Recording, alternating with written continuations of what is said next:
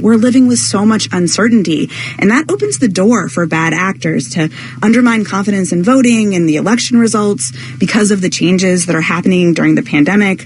There's also worries that bad actors could use fears about COVID to discourage voting, and there are real concerns about extremist groups that could use social media to incite violence. And this also creates opportunity for foreign actors to amplify disinformation that Americans are spreading, like those baseless claims that we keep hearing about voting fraud from President Trump. And domestic disinformation is more challenging in some ways for the platforms than foreign meddling. You know, if they're going to take action against somebody like the president, that inevitably becomes sort of a political football. Those calls can be much tougher for Facebook and Twitter to make than taking down Russian bots. And we've seen some of that in the last few months. Tell us about what these companies are doing. Yeah, well, they're doing a lot more than they used to. Both Twitter and Facebook have new rules against misinformation about voting, against casting doubt on results, or making premature claims of victory in the aftermath of the election. Especially Twitter has stepped up labeling posts from the president. That's something we just didn't see them do, really, until the last few months. They also say they're working together. There are monthly meetings with the industry and government and law enforcement agencies to discuss these threats and their responses. And both companies say they've gamed out more extreme measures that would stop real-world risks like voter suppression and violence, but they don't give us a lot of details on what those might be. Can we say yet how that's going? Well, critics say Facebook especially is still just too slow at this. It doesn't label or remove posts in many cases until after they've spread widely. The Biden campaign sent Facebook a letter this week condemning it for not just taking down Trump's false claims about voting. It called Facebook, quote, the nation's foremost propagator of disinformation about the voting process. Facebook says it applies its rules impartially, and we should note that Facebook is among NPR's financial supporters. But, you know, what I hear again and again about social media platforms, this isn't just a question of are they setting the right rules? It's how are they enforcing those rules?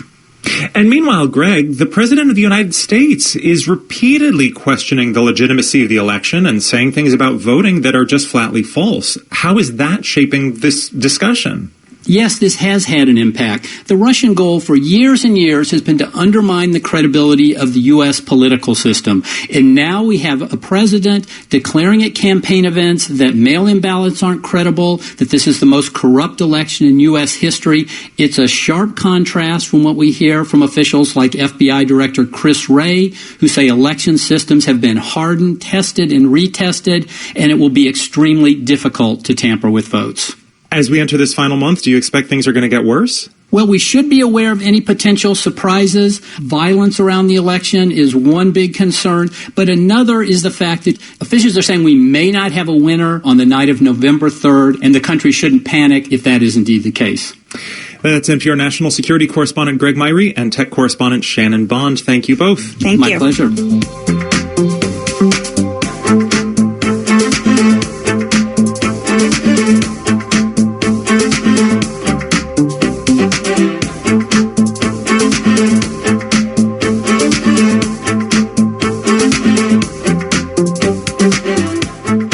7 years ago, Facebook Chief Operating Officer Sheryl Sandberg told women to lean in. Tomorrow on All Things Considered, she'll share what her foundation has learned about how the pandemic is affecting American working women. Ask your smart speaker to play NPR or your member station by name. And this is NPR News.